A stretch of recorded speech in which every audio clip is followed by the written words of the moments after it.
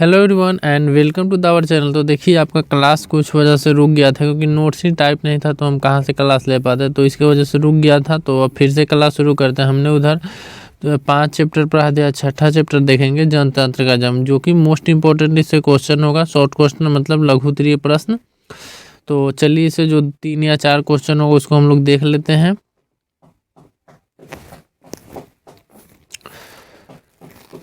तो देखिए जनतंत्र का जन्म से सबसे पहले हम इसका मोस्ट इम्पोर्टेंट टॉपिक देखेंगे, ठीक है। और एक आप लोग के लिए इन्फॉर्मेशन कि आपका ये नोट्स आपको व्हाट्सएप ग्रुप और टेलीग्राम दोनों पे मिल जाएगा। इसका हर चीज़ का नोट्स आपको। और आज हमने आपको एग्ज़ाम मतलब क्या कैसे आपको एग्ज़ाम में क्या क्या लिखना है उसके लिए एक वीडियो बना दी है, जिसका लिंक डिस्क्रिप्शन में ऊपर आई बटन पे होगा, वहाँ पर से अभी आप जा करके देख सकते हैं। तो चलिए वीडियो को हम लोग शुरू करते हैं। तो जनतंत्र का जन्म कविता के लेखक कौन है? रामधारी सिंह दिनकर है। कौन है? रामधारी सिंह दिनकर है। इनको राष्ट्रीय कवि भी कहा जाता है। इनको क्या कहा जाता है? राष्ट्रीय कवि कहा जाता है। किनको? रामधारी सिंह दिनकर को। रामधारी सिंह दिनकर का जन्म 23 सितंबर 1960 ईस्वी को हुआ था। मोस्ट इंपॉर्टेंट देखिए, लेखक की जीवनी के बारे में एग्जाम में 2, 3, 4 क्वेश्चन जरूर रहता है, तो आप अच्छी तरह से इसको याद कर लेंगे, ठीक है। कोई ज़्यादा नहीं है, थोड़ा ही क्वेश्चन है। इनका जन्म सिमरिया बेगूसराय में हुआ था। कहाँ हुआ था? सिमरिया बेगूसराय में हुआ था। याद रखिएगा, सिमरिया बेगूसराय में हुआ था। उनके माता का नाम माता के नाम मनरूप देवी है। कौन है? मनरूप देवी था। तथा पिता का नाम रवि सिंह था। क्या था? रवि सिंह था, ठीक है। पिता का नाम रवि सिंह था। दिनकर जी की प्राथमिक शिक्षा गांव और उनके आसपास में मतलब गांव के आसपास के स्कूल में ही हुआ था, ठीक है। 1928 ईस्वी में उन्होंने मोकम्मा रेलवे हाई स्कूल में, कहाँ पे मेरे प्यारे बच्चों? मोकम्मा रेलवे हाई स्कूल में मैट्रिक, और 1932 ईस्वी में पटना कॉलेज में इतिहास बीए ऑनर्स किया था। कहाँ का? 1932 पटना कॉलेज में इतिहास बीए ऑनर्स किया था, ठीक है। और 1928 ईस्वी में मैट्रिक किया था। वे एच ई स्कूल बरबीघा, ठीक है, बरबीघा जगह के नाम है, में प्रधानाध्यापक, जनसंपर्क विभाग में सब रजिस्ट्रार और सब डायरेक्टर, बिहार विश्वविद्यालय, जो कि हमारे यहाँ पे हम लोग बिहार विश्वविद्यालय से ग्रेजुएट हैं, तो बिहार विश्वविद्यालय में हिंदी के प्रोफेसर, भागलपुर विश्वविद्यालय में कुलपति के पद पर रहे, ठीक है। यहाँ ये सब आपको याद कर लेना है कि कब पूछ सकता है कि एग्जाम में कि वह बिहार विश्वविद्यालय के हिंदी के प्रोफेसर कब थे, ठीक है। वह भागलपुर विश्वविद्यालय के उप कुलपति कब थे, तो आपको इसको अच्छी तरह से याद कर लेना है। क्वेश्चन ऑब्जेक्टिव में जरूर इसी से आता है ज़्यादातर क्वेश्चन, ठीक है। दिनकर जी जितने बड़े कवि थे उतने ही बड़े क्या थे? सार्थक गद्यकार थे, ठीक है। सार्थक क्या थे? गद्यकार थे। उनकी प्रमुख गद्य कृतियाँ, ठीक है, इसे मोस्ट इंपोर्टेंट आपको इसको देख लेना, एग्जाम में पूछा जाएगा, ठीक है। इसमें जितना जीवनी में क्वेश्चन है बस आपको याद करने के लिए याद करना ही है, क्योंकि एग्जाम में ऑब्जेक्टिव इससे जरूर आएगा मेरे प्यारे बच्चों, तो आप इसको अच्छे तरह से याद कर लीजिएगा। अर्धनारीश्वर दिनकर की डायरी, वट पीपल, ठीक है, या इनके प्रमुख क्या है? गद्य कृतियाँ। और काव्य कृतियाँ पहले ही बताएं, गद्य और काव्य दोनों लिखते थे। तो रेणुका, कुरुक्षेत्र, प्रणभंगु, हुंकार, स्रवंती, रसीमरथी, कुल, नील कुसुम, उर्वशी, ठीक है। इनके ये क्या थे? गाव कृतियाँ थे, ठीक है, गाव कृतियाँ थी।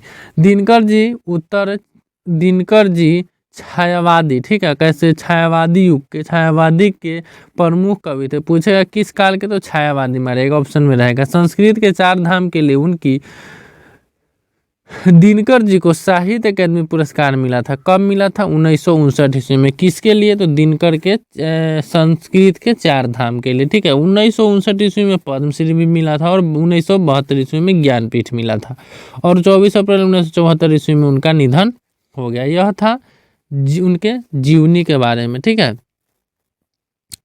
अब आते हैं मोस्ट इंपोर्टेंट, इससे 5 क्वेश्चन होगा ज़्यादा से ज़्यादा, और उसी से आपका पूछाएगा। कवि की दृष्टि में समय के रथ का घर घर नाद क्या है? स्पष्ट करें। देखिए, कवि स्वाधीन भारत के प्रकाष्ठ को मजबूत बनाना चाहता है। ठीक है, स्वाधीन भारत को समझिए मजबूत बनाना चाहता है।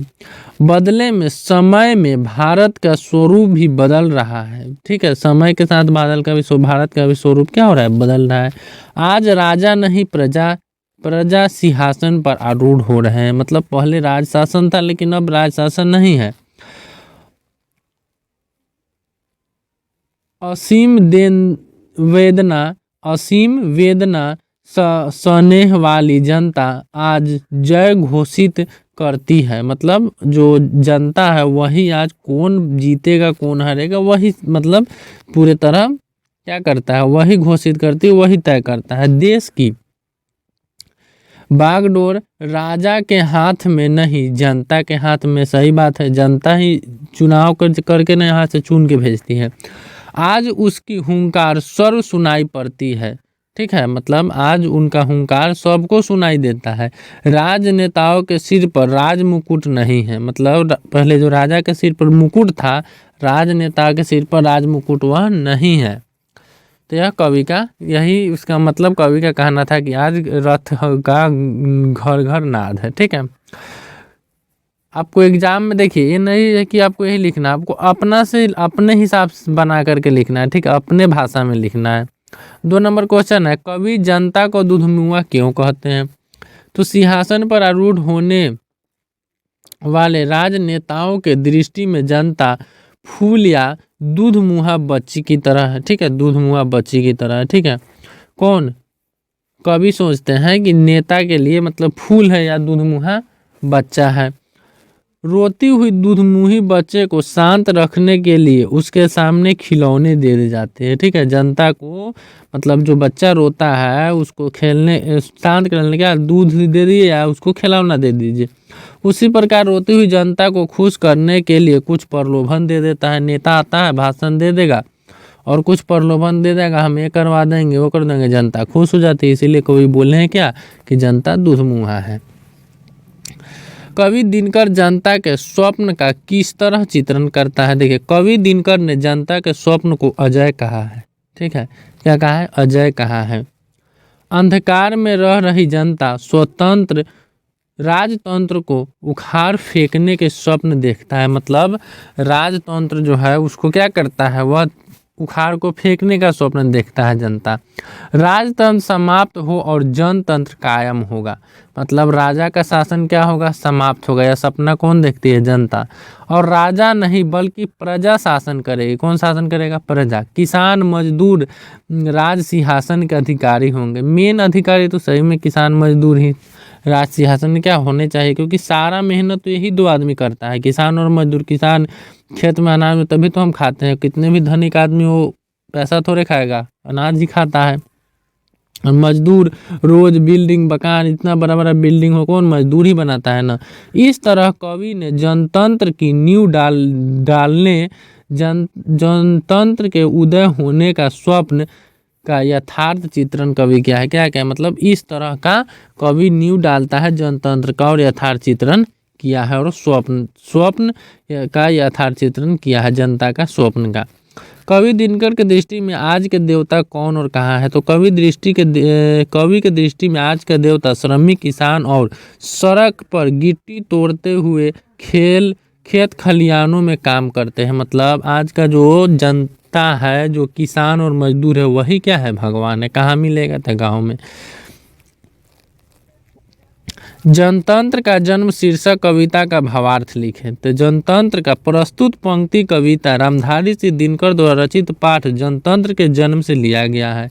इस पंक्ति के द्वारा कवि दिनकर ने कहा है, किसे लिया गया है? तो कवि दिनकर ने किसे लिया गया है? तो जनतंत्र के जन्म से कवि दिनकर ने कहा है कि जनता की हुंकार से, जनता की ललकार से महलों की नींव उखड़ जाती है। ठीक है, आज कोई भी नेता हो अगर जनता चाहे कि नहीं कोई मतलब चुन के नहीं भेजे तो क्या हो, उसका मतलब हालत खराब हो जाएगा, कोई पावर नहीं रहेगी। जनता की सांसों के बल से राज मुकुट हवा में उड़ने लगते हैं। मतलब सांस के बल से, इतना तेज सांस के बल से राज मुकुट क्या होता है? हवा में उड़ने लगते हैं। समय वह शक्ति नहीं समय में वह शक्ति नहीं जो जनता की राह को रोक सके, मतलब जनता समय में भी वह शक्ति नहीं है कि जनता की राह को रोक दे। तो देखिए आपका ये मोस्ट इम्पोर्टेंट जो कि 5 क्वेश्चन था ना, इसको आपको कर लेना अच्छी तरह से। देखिए आपका अब टोटल नोट्स तैयार हो रहा है धीरे धीरे। अब क्लास आपका एकदम कंटिन्यू डेली 1-2 वीडियो जरूर आएगा। आप वो जो एग्जाम वाला जो मोस्ट इंपॉर्टेंट वीडियो दे वो आप जरूर देख लीजिएगा,